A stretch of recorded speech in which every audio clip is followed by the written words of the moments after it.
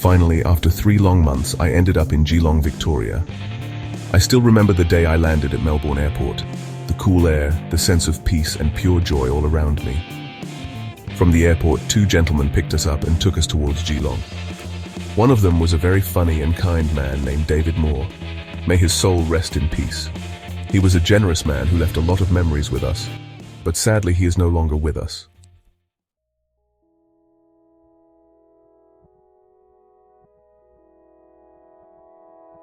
In Geelong, a wonderful lady named Geraldine Moyle looked after us like a mother. We were 3 young men living together in a house on Tahara Street, Hamlin Heights, and had government support since 2012. Geraldine has remained a close part of my life. We often see each other, and I always appreciate her kindness and support. And yes, I forgot to mention, I arrived in Australia by boat on 7th April 2012. While in Geelong, our life was simple and full of fun. Every week we were taken on excursions to different places. Discovering Australia was magical during those early days.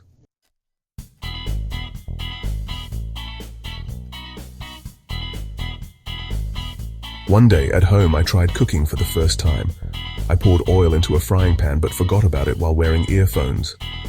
After a while I threw in some tomato paste, and suddenly the oil caught fire.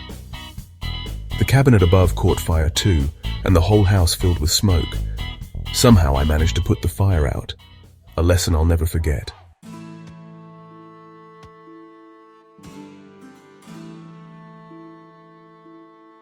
Another time, 2 of my housemates and I went to our weekly soccer training. Our caregiver, Katrina, a sweet lady, used to drive us there. Usually after dropping us off, Katrina would go home and return later to pick us up. One day, we finished soccer early, but Katrina wasn't there yet, and our phones were locked inside her car. We got upset and decided to walk home. We kept walking, and ended up completely lost. Finally, a small truck stopped. The driver said our house was about 10 minutes away by truck, even though we had already been walking for 2 hours. He offered to help, but could only fit 2 people in the seats, so one of us had to hide in front of the seat. It was funny and silly, but he kindly dropped us home. When we arrived, Katrina was waiting, crying. She had come back to the soccer ground on time, but we had left too early. We apologized deeply. It wasn't her fault. Those were golden, unforgettable days.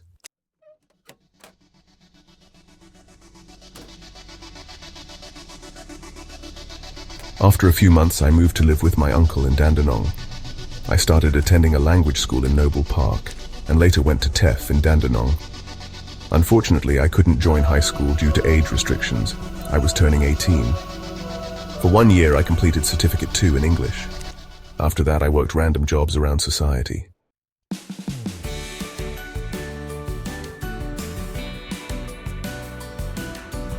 I still remember my very first job, washing cars at an Indian-owned car wash in Clayton, Victoria. Then came working at Mr. Miyagi on Chapel Street in Windsor, then Green Olive in Red Hill, and finally Epicurean Red Hill, a beautiful restaurant where I spent many years. Darren, the head chef at Epicurean, was a generous man. He always supported and helped me, and we still keep in touch.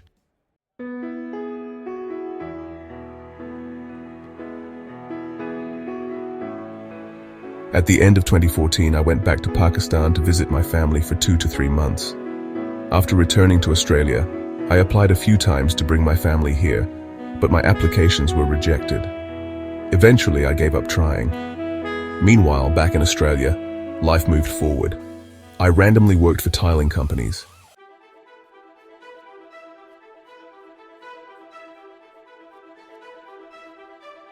So one day, a friend of mine showed me his wedding photos. In one of those pictures, I noticed this really charming girl, and honestly, I immediately fell in love with her at first sight. I found her Facebook account, sent her a message, and slowly, my family proposed to her family.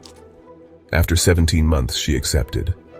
Following our tradition, I decided to go back to Pakistan and have a small wedding. But, I had no money. I spoke to John Lillywhite, the foreman at my work. He spoke to Sarah Anderson, and they immediately hired me as a general laborer, with excellent pay. It cost me around $33,000 in total for the wedding and travel. But finally, on the 14th of August, 2017, I married my beautiful wife. I stayed for 3 months in Pakistan, then returned to Australia.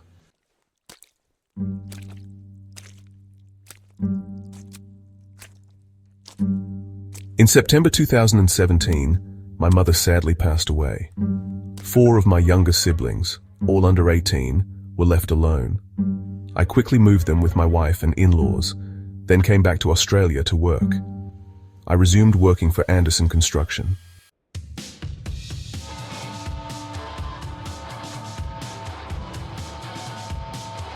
Terry Anderson, the owner, was a very tough boss. Honestly, I didn't like him at first. But at the 2018 Christmas party, everything changed. Terry was drunk and asked me about my life. I told him about my siblings, my struggles. He told me, "I'll help you bring your siblings to Australia. Next Christmas, they'll be here." I laughed. He said, "Don't laugh. If I say something, I will do it."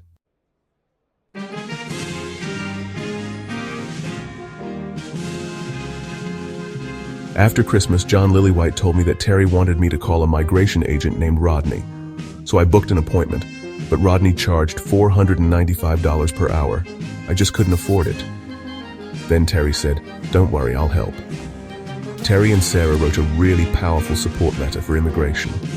Terry mentioned he employed over 150 people with a turnover of $25 million a year, and he fully supported my case. Rodney lodged the case. Immigration interviewed me, tested me, but honestly, I fought hard for my siblings. Finally, in August 2019, my siblings arrived safely in Australia. Rodney said, "You basically won the lottery. It's never this easy." But it wasn't easy. I paid high costs, worked smart, and convinced immigration with truth.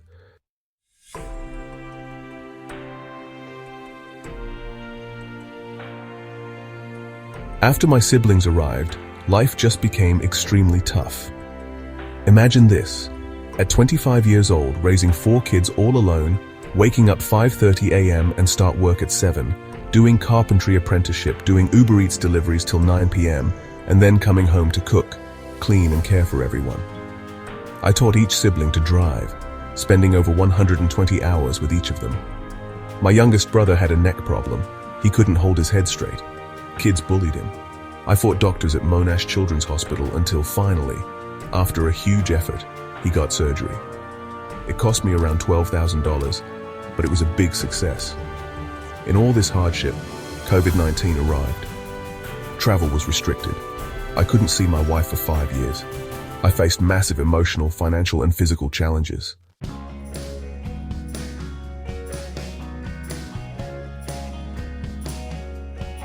Even after leaving Anderson Construction, Terry still cared about me. In 2022, he asked about my wife's situation. When I told him I needed $12,000 to meet her in Iran and only had $4,000, Terry transferred $8,000 into my account the Sam's Day. Because of his help, I met my wife again after 5 years, early 2022 in Iran. While I was away, Epicurean Restaurant supported my siblings with jobs. My current employer, Lee and Bree from Saltview Builders, also looked after me, and very friendly, which will be never forgotten. Later, I paid Terry back.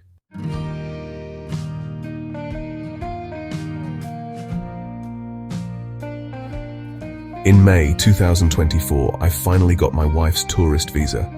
I traveled to Pakistan, brought her to Australia, and now she's a permanent resident. Being a legal guardian wasn't easy. It was super tough, full of sacrifices, and honestly, full of headaches. But today, all my siblings are Australian citizens, growing strong and respectful. Youngest brother wants to be a plumber. Second youngest wants to be a sparky, an electrician. The one younger than me is nearly halfway of his carpentry apprenticeship.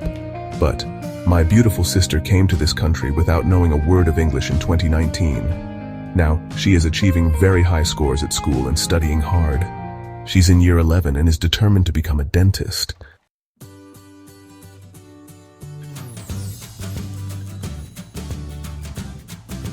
From 2021 to 2024, I suffered severe elbow pain. Sometimes was really painful, but I still worked hard to feed my family. Now, after years of painkillers and doctor visits, I'm finally okay. From 2007 until today, my life has never been easy. I ask you, is it easy? Leave a comment below. No childhood at 16, crossing borders, facing jails, living alone, and taking responsibilities at a young age. All these things, they really stole my happiness. I loved soccer a lot, but I nearly forgot it after 2019.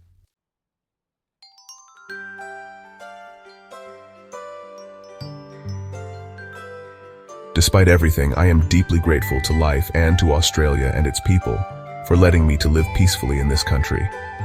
I am healthy, I am safe, I live in a great country, and my siblings are grown, kind, and active. I am proud that I sacrificed my happiness so they could have theirs, and if I had to do it all again, I would.